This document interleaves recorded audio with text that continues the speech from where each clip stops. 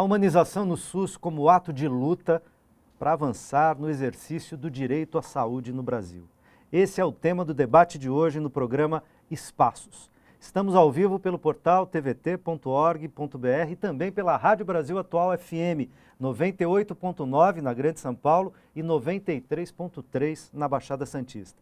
Participam desse debate Fábio Luiz Alves, coordenador da Semana de Humanização, Adalberto Boleta de Oliveira, psicólogo assessor da Coordenação Técnica de Saúde Mental da Secretaria Municipal de Saúde de São Paulo, Franciele Damas, militante e membro do Fórum pela Humanização do Parto e Nascimento de Campinas, e por Skype, Dalton Martins, administrador da rede Humaniza SUS. A exemplo da PNH, a Semana Nacional de Humanização foi organizada de forma descentralizada, coletiva, sem centro, apostando no protagonismo e na autonomia das pessoas que fazem a humanização pelo Brasil.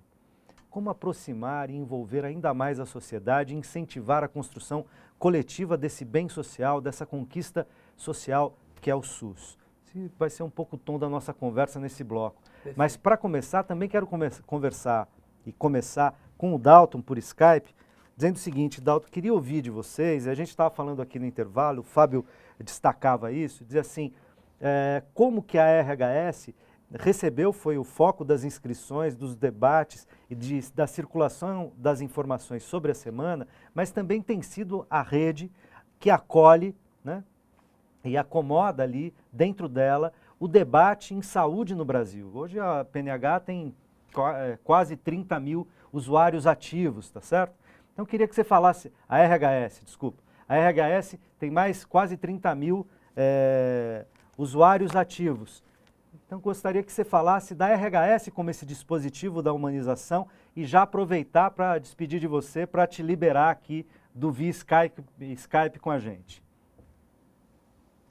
Tutu, eu acho que vale a pena ressaltar que a rede Humaniza SUS, ela não funcionou nessa semana de humanização apenas como um sistema de informação que as pessoas poderiam entrar e cadastrar suas atividades. Ela funcionou como um espaço de debate da humanização.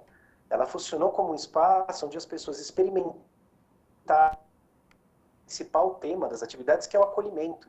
A gente teve dias durante a semana de humanização onde entraram mais de 100 pessoas que foram usuários novos na rede e que não simplesmente se cadastraram ali, criaram seu perfil, foram recebidos pelos editores da rede, colocaram suas atividades, conhecer que estavam acontecendo, não só nos seus territórios, mas no Brasil como um todo.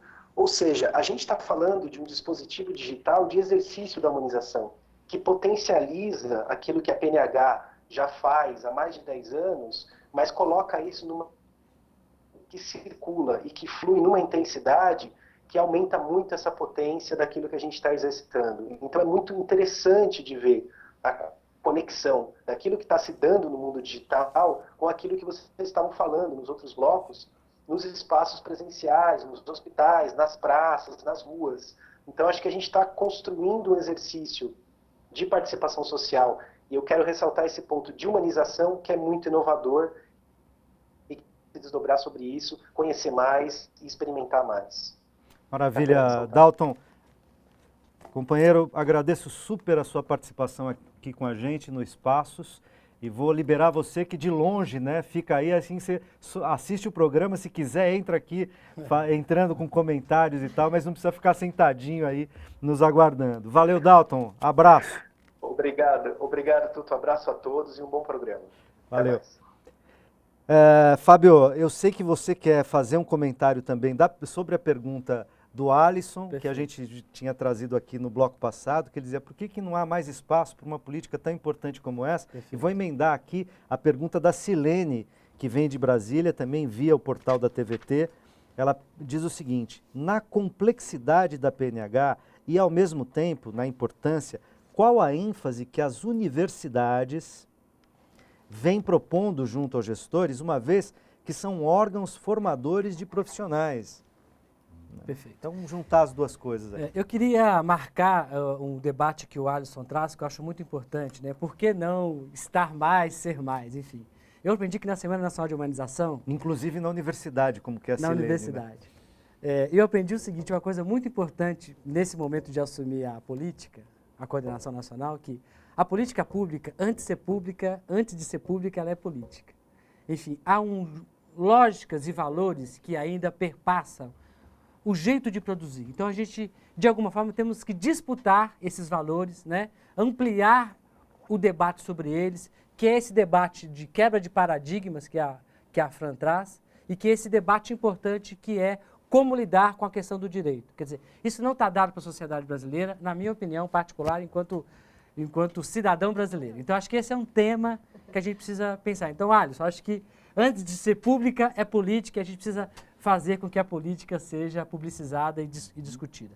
Eu acho muito importante o debate que o Adalberto traz, que tem uma questão que nos interessaria muito, que é olhar esse jeito de produzir a intervenção para a dependência química e, mais especificamente, para o crack, que é uma questão muito importante para nós, que é sustentar que a intervenção ela precisa considerar o território, né? O território como lugar que determina o processo saúde e doença e a nossa própria intervenção, né? Ela não só determina ficar doente ou saudável, mas ela possibilita recursos no território que a gente pode articular intersetorialidade, outras práticas, ampliando a clínica ampliada. Acho que esse tema é fundamental. E aí eu acho que esse tema da formação, né, é um tema muito caro para nós, né? A universidade tem um papel, né? E estou falando de universidade pública, né, que é, de alguma forma, rever a formação que possa ter profissionais capazes, aptos de trabalhar com a política pública, de pensar o SUS enquanto política de Estado brasileiro, né, como uma perspectiva da responsabilidade do Estado, desse próprio Estado brasileiro. Evidentemente que há que se fazer muitas mudanças, né, mas eu acho que tem coisas em processo muito importantes para a gente pensar. Quando as universidades iniciam a formação nos primeiros anos de graduação no campo da saúde e coloca o espaço de prática de SUS como espaço de aprendizagem, isso é um avanço considerável. Quer dizer, eu acho que essa medida, né, essa perspectiva que a política nacional, no MEC, né, de alguma forma, dentro do Ministério, lança para promover uma nova formação, também passa por uma perspectiva de pensar novas relações desse profissional com o seu trabalho. Maravilha. Deixa eu colocar outras perguntas, estão entrando várias perguntas aqui, e também colocar a Franciele e o Adalberto de novo no papo. Uma pergunta de uma companheira nossa de RHS e também da Franciele na militância e no ativismo em prol do parto humanizado, Sabrina Ferigato, lá de Campinas, que diz o seguinte: qual o papel das redes sociais, como a RHS, na construção de eventos como esse da semana? E vou emendar, tá? E aí vocês respondem como quiserem, para dar tempo. Rafael Henrique Trávia, de Joinville, também via portal da TVT, pergunta o seguinte: mediante possíveis mudanças no cenário político do Brasil em ano eleitoral, quais são os desafios a serem enfrentados para que a PNH não enfraqueça ou mesmo se perca? Franciele. Olha, eu acredito que a rede RHS, né, ela é muito importante no sentido de que ela possibilita trocas e aprofundamentos, porque assim, nós podemos divulgar o que nós fazemos de muitas formas, mas poucas as formas como a rede HS promove, que é uma rede... compartilhar, né? Que é um compartilhar com debate, com produção, com aprofundamento. Da solidão, né? Exatamente. E é muito interessante que é uma rede que aproxima as experiências, né? Então, eu acredito que esse espaço, nesse sentido, ele tem essa potência, né? Essa pergunta dos desafios da PNH, né? Do Joinville, como que ele chama? Rafael. Ele chama Rafael. É do Joinville. Joinville. Joinville. Eu acho que é bem Rafael interessante Henrique isso, Trávia. porque quando eu estava dizendo da questão dos paradigmas, né, de que a PNH ela vem promover uma ruptura de paradigma, uma mudança de paradigma, e o Fábio coloca que para a sociedade brasileira não está dado que o direito à saúde está consolidado, né, enquanto um valor, talvez esses sejam os grandes desafios. Quer dizer, é a PNH avançar enquanto esses valores avançam no desafio de construir essa mudança de paradigma, né? Quando nós dialogamos com a questão dos usuários de álcool e drogas, por exemplo, nós estamos propondo uma mudança de paradigma com o programa Braços Abertos. E de defender o SUS como uma política de Estado, né? Não desse ou daquele governo e, portanto, não sujeito a intempéries eleitorais. Mas eu só queria destacar uma coisa que você e o Fábio falaram, uma palavra em relação à PNH, que eu acho que é bem importante, que é a questão da capilaridade. Porque, de fato, a PNH chama a atenção da gente por essa capacidade de capilaridade. E por que a PNH tem essa capacidade de capilaridade? Porque ela dialoga com muitas lutas sociais, ela dialoga com muitas demandas, com muitos desejos da sociedade brasileira, dos usuários do SUS, dos seus trabalhadores. Eu queria destacar essa questão da capilaridade, porque eu acho que talvez aí esteja uma chave, inclusive, para o próprio fortalecimento da PNH. Né? Não é à toa que nós tivemos mais de 800 atividades. A gente vai chegando ao final do programa e eu vou tendo que administrar o tempo, é duro administrar o tempo, então vou pedir para que vocês sejam mais breves que vocês conseguirem. Nessa Diga, linha, Adalberto. o raciocínio dela em relação ao que isso amplia a PNH, porque a gente vai discutir com moradia, trabalho, né? Escola, né? Quer dizer, o campo da saúde vai se ampliando para um campo de direitos, de cidadania, né? Que vão para além de ter acesso a um serviço de saúde, é você ter qualidade de vida, né? Que é um pouco o que acontece na experiência Braços Abertos. A primeira demanda deles, que moravam na rua, eles queriam casa, eles queriam morar, né?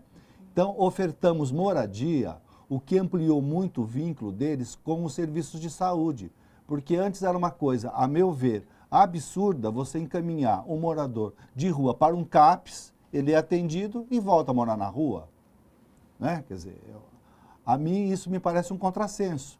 Então, quando você oferta moradia, oferta a possibilidade de trabalho, de renda, eu posso incluir também, né, a questão do tratamento, né? Quer dizer, eu amplio, né, o meu entendimento sobre a saúde dessa pessoa, né? Não só no campo do adoecer, né? Claro, mas no com campo outras de viver, variáveis, né? Em produzir. Outras variáveis que Exatamente. compõem a saúde, né? A produção de saúde. Né? Exatamente. E a saúde como viver e não como morrer. Exatamente. Fábio.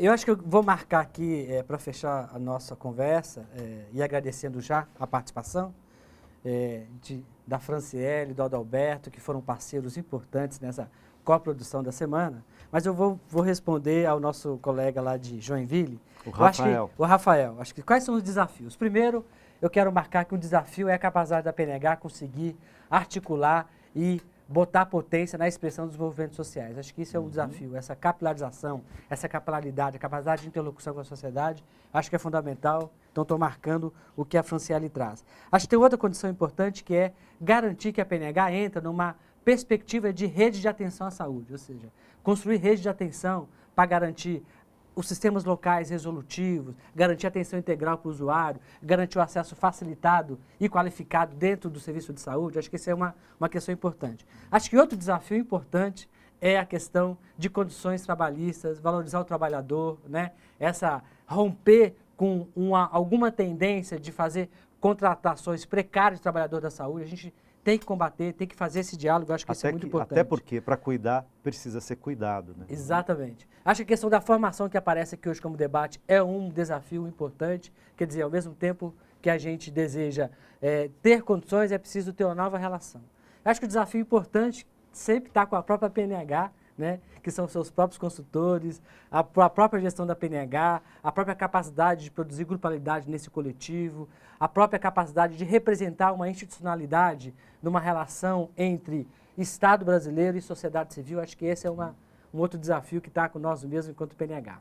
Maravilha, eu quero agradecer muitíssimo a vocês, porque acho que foi uma conversa super rica para mim, foi muito interessante. E quero agradecer, claro, também a você que começa a habitar com a gente esse espaço de conversa, esse espaço de reflexão, espaço que quer ajudar a debater e a informar sobre problemas, mas também sobre políticas e ações que qualificam e humanizam a saúde dos brasileiros. Espaço do SUS, porque o SUS é uma grande conquista da sociedade brasileira e o caminho para efetivar o direito à saúde de qualquer um. A gente se encontra no próximo programa Espaços. Até lá!